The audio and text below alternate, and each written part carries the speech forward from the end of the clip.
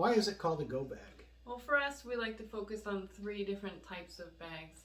That's the bug out bag, the get home bag, and the winter preparation bag. All right, and our bag does cover all three. It's a go away, go home, or go winter. Cold weather prep. Right. So let's go grab the other bag out of the car and let's get started. So this is where I keep my go bag, in between the back 2 seats. You can see the space that it came out of between the seats, and that I need to vacuum my car. So this is my bag. It measures 22 inches long, 12 inches wide, and 10 inches high. I did get this off of Amazon. And on the side here, there's a water bottle pocket. You have carry handles on the top, and on the top for like luggage carry. When you flip it over, there's this zippered compartment on the back. When you open that zippered compartment, then you have the back straps and waist belt for backpacking. And the top rolls up there and stays by Velcro. And this is what the bag looks like unpacked. What I'm going to do is open up each individual package and show you what's stored inside of them. So this is the food section of the kit.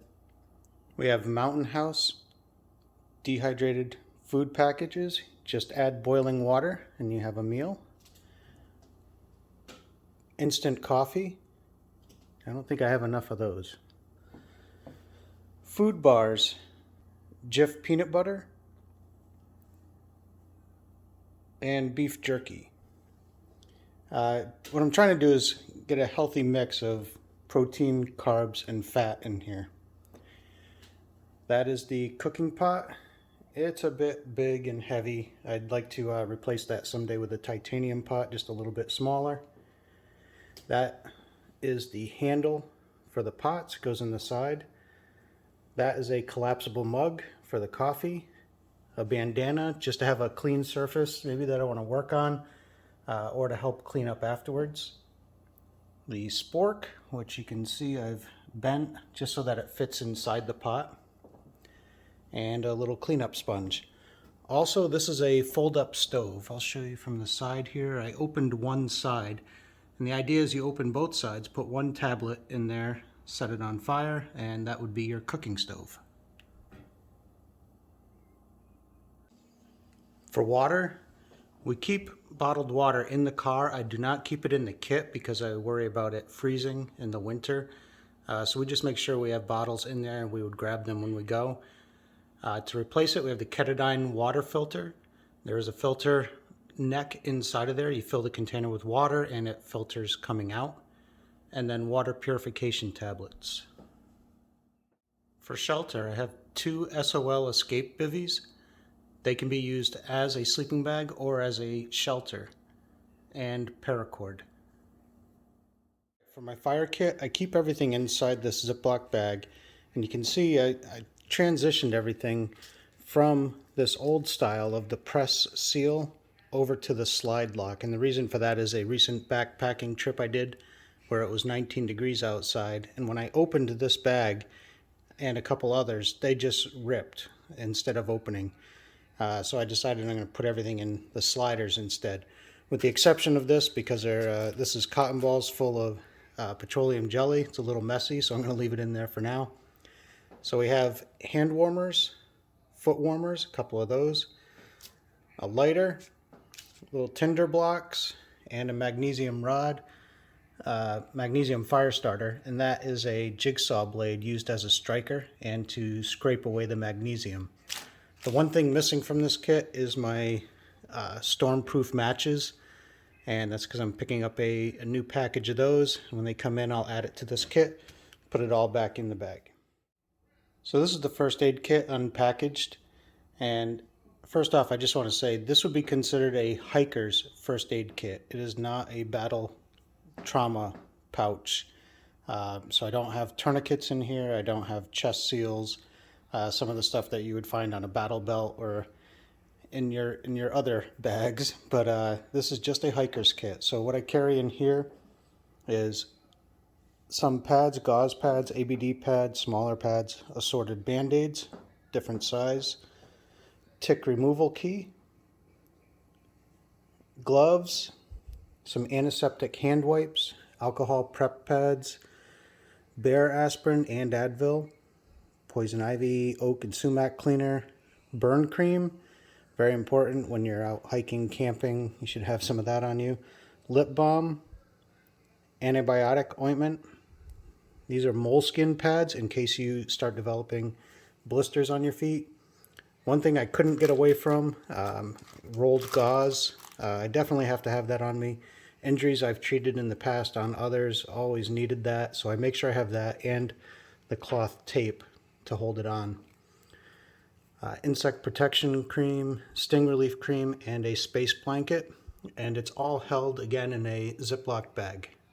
The reason for the bags, of course, waterproof and lightweight. So I don't carry any of the commercial little kits that you buy. I get all the pieces, parts, and I put them all together in a Ziploc bag.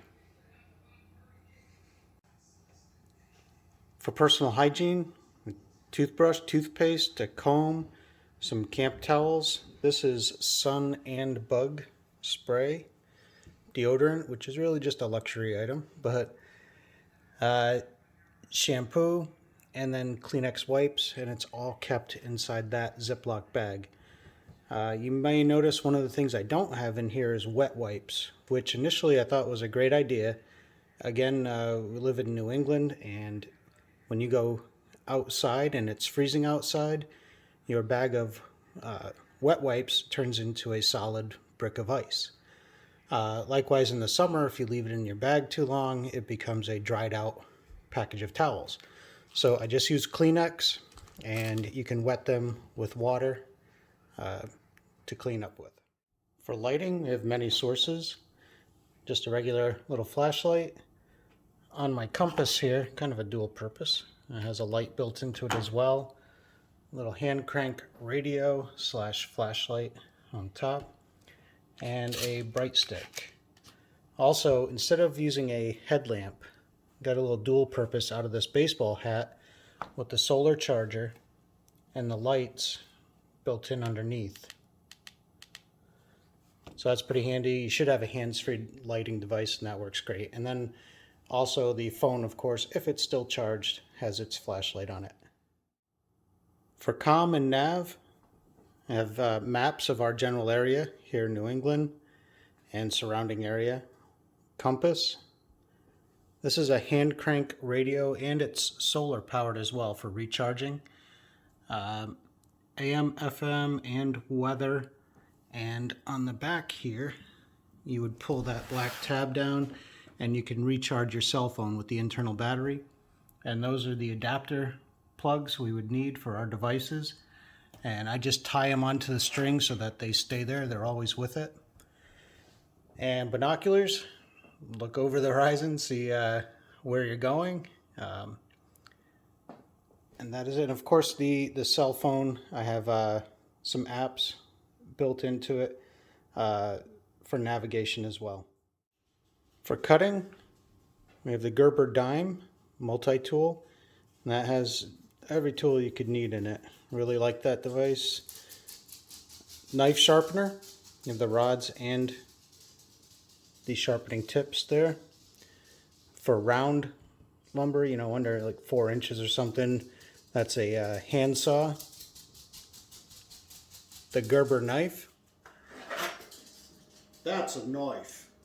And it's a short machete. It can be used for cutting, splitting, or sawing.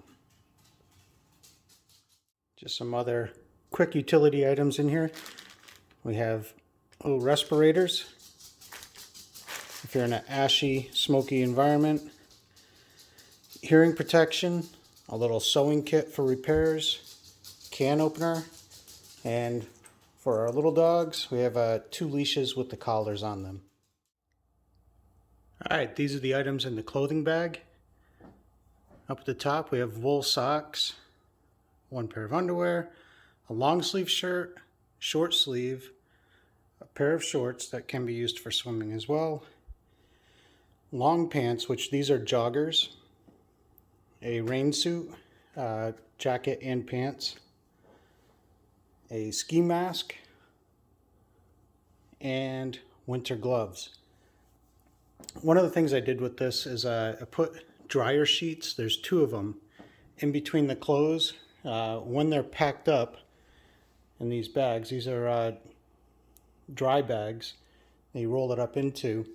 It just helps the clothes smell a little fresher instead of smelling musty when you take them out a year later. And that's it for clothes. That's it for our bag review. We hope this helps you decide which items that you should put in your kit. And we'll see you in the next video. And don't forget to like and subscribe.